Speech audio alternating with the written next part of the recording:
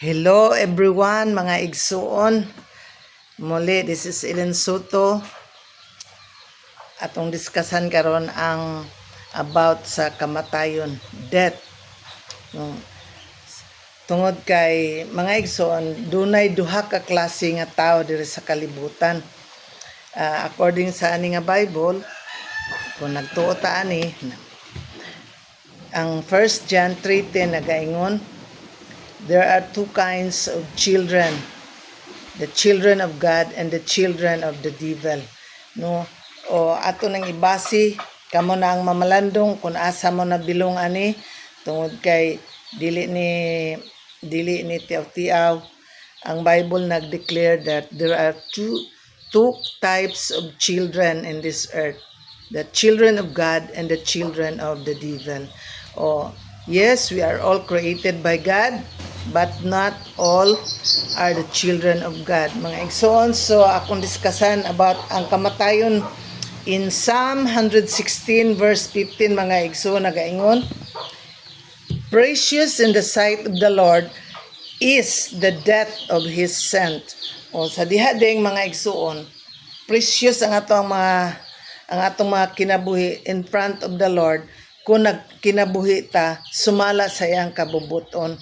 No, yes, we are not perfect, pero makadagan ta sa ato ang Ginoong Hesus og mangayog pasaylo sincerely sa ato ang mga binuhatan.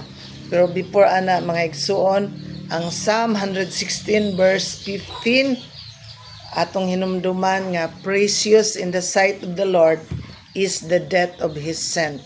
So ang tao day, mga igsuon, kung nagkinabuhi ka na sumala sa kabubuton sa Dios, atog yung mahinumduman nga mga sent na ta sa atubangan diha sa Dios. Dili lang katong 12 disciples kaniadto, silang Saint John, Saint Matthew, kay mga sent man to sila, gideclare man tog sent tungod kay there are 12 disciple man to sa ni Ginoong Hesus kaniadto sa iyang time.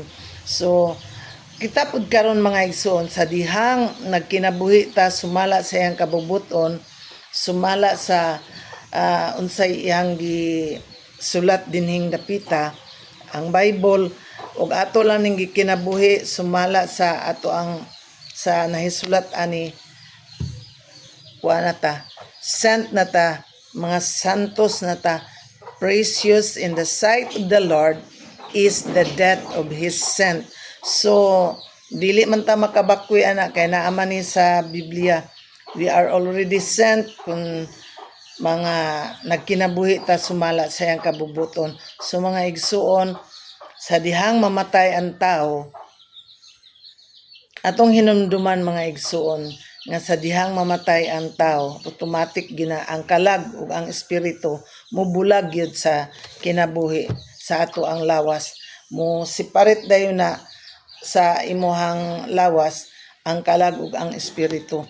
So automatic na siyang mo diretso sa Ginoo para moatubang o makighusay diha kaniya.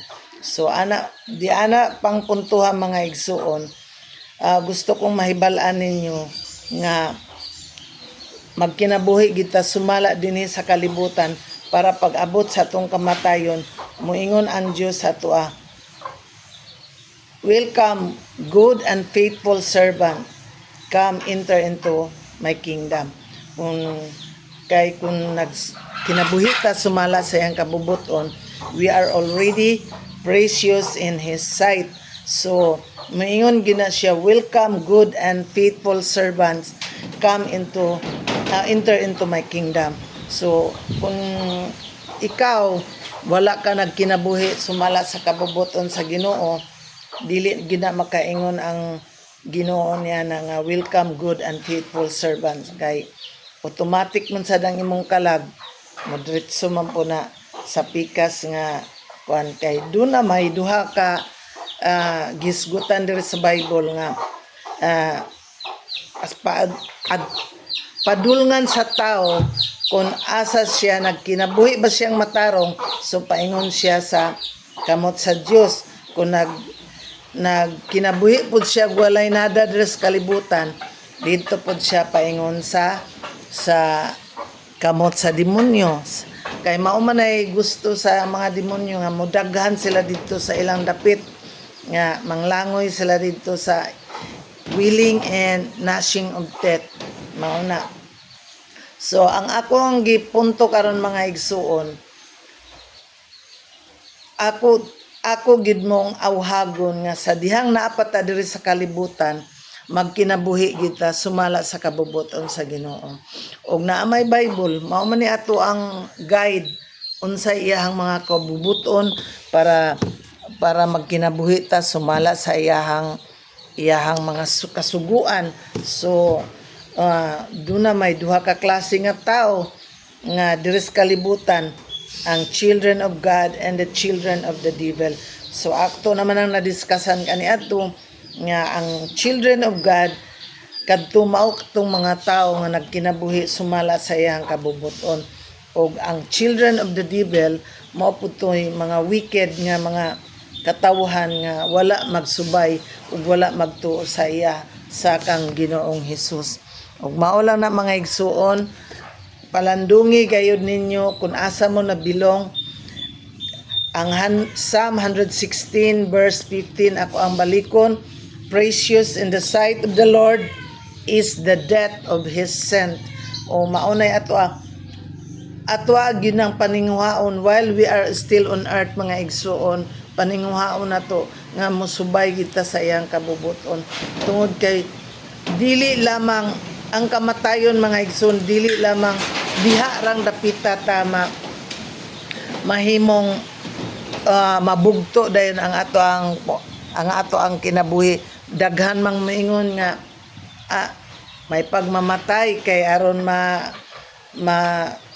impas ang tanan. No, dili mga igsoon, tungod kay there is life after death, ug mao ginay pinaka-importante sa tanan ang kinabuhi.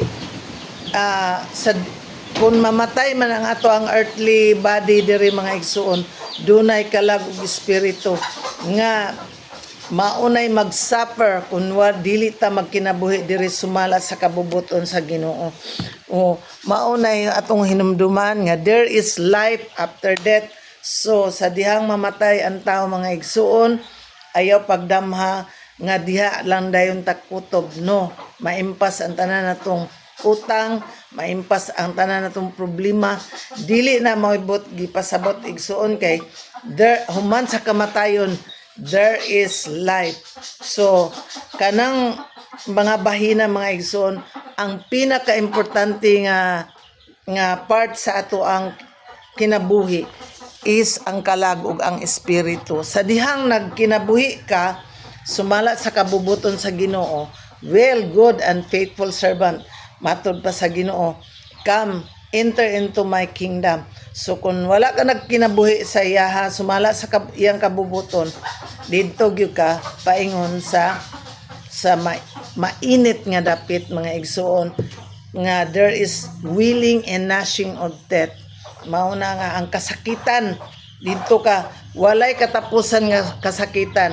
So asa man pilia mga igsubon kung asa ka gustong mapunta, adto ba ka sa willing and gnashing of teeth nga wala nay grabe ka sakit ka, grabe ka init, or ang kinabuhi nimo nga ana ka hayahay sa kamot sa Dios. Mao na wala man koy katapusan ang imuhang kalag nga kung maadto ka sa impyerno mga igsuon. Gakagot permi ang imong ngipon tungod sa kainit o kasakit sa imong nabati, wala na nay imong mauna nay ato ang reward sa dihang naata diri sa kalibutan. So ana lang mga igsuon, pilia asa ka gusto nga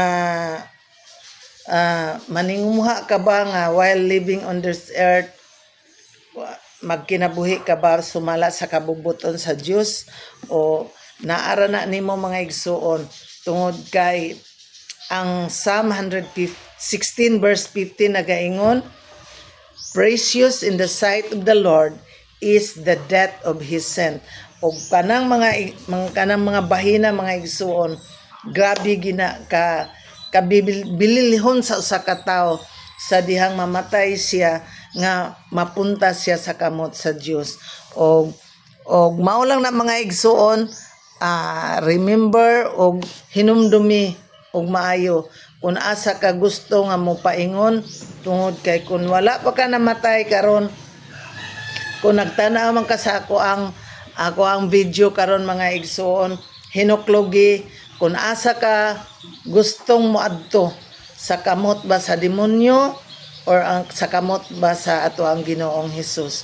So ana lang mga igsuon, kay hinuklogi og maayo sa dihang napata dinhi, ayaw intawon paghikog, kay diha na gyud imo nang gitapos ang imong kinabuhi og automatic ka nga mopaingon jud ka didto sa impyerno. So asa may imong palabihon mga igsuon, ang imong panandali nga kinabuhi diring dapit sa kalibutan, or ang imong eternal flame, or eternal mao ang langit.